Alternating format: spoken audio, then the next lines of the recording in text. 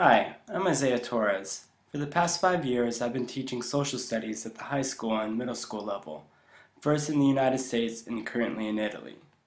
I've also coached volleyball and track and field, and I've served as a club sponsor for the National Honor Society and Gay Straight Alliance.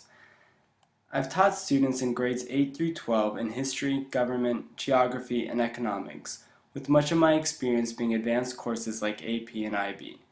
I've had tremendous success with my AP US History course. Last year, I had a 90% pass rate with an average score of a 3.8 out of 5. Whether AP, IB, or an on-level course, I attribute my student success to year-long preparation I provide students in reading, thinking, and writing as historians do.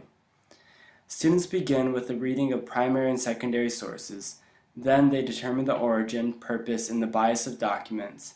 Next, the class discusses their interpretations, and finally, each student decides what took place based on the evidence available. For example, in my 8th grade US History course, students have put Christopher Columbus, the Spanish monarchy, and the system of imperialism on trial for the death of the Caribbean natives. Students were required to read evidence, defend themselves, question other defendants, determine culpability, and justify their responses based on the evidence. With this activity, there was a wide range of opinions on who was most guilty. These results delighted me because history, like most social studies, is about interpretation of complex humans. In my courses, students learn that the job of a historian is to determine how events in the past took place, relying on accounts that were never expected to be read by people hundreds of years later. Activities like the Columbus one are common in my classroom because, as a flipped learning environment, students do not rely on me for content delivery. Rather, they learn new content at home and come to the class for enrichment activities that require them to think about their learning more deeply. In my AP and IB courses, students are required to know a great deal of knowledge and be able to write essays that are clear and sophisticated in a short amount of time.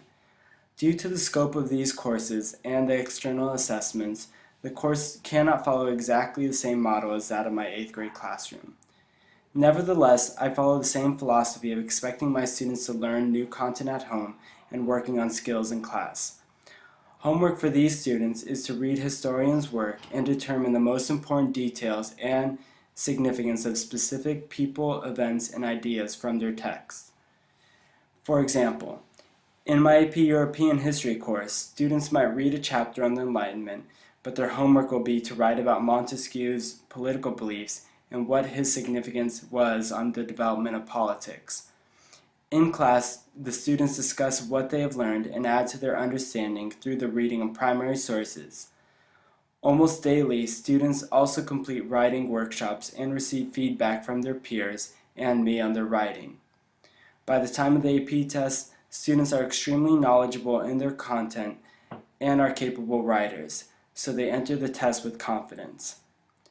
Similarly, in my IB history course, students are required to learn the definition and determine the significance of specific people and events. But these students are also required to go deeper into their understanding of how history is made and how the author, whether it is primary or secondary, can influence the telling of the story. Unlike AP, understanding how interpretations come to be accepted as knowledge is central to the IB philosophy. Therefore, I require my IB students to read from a variety of historians in addition to reading primary sources. Students are then required to formulate their opinions and justify their reasoning using historical knowledge and historiography to support their claims. My goal in every one of my classrooms has been to have students be the center of their learning. I have utilized a variety of teaching techniques towards this goal. As described earlier, I currently have a flipped classroom and 2 seminar or workshop style classrooms. Last year, I fully took advantage of my school's one-on-one student to laptop program and made one of my courses completely project-based in which students use their laptops meaningfully in class every day. Every assignment was listed online, and I consistently used web-based activities that help take learning outside the classroom.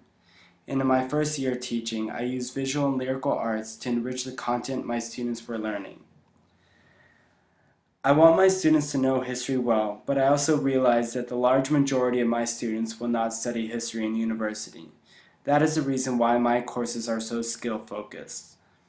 I know that the students in my class will leave my course being better readers, thinkers, and writers.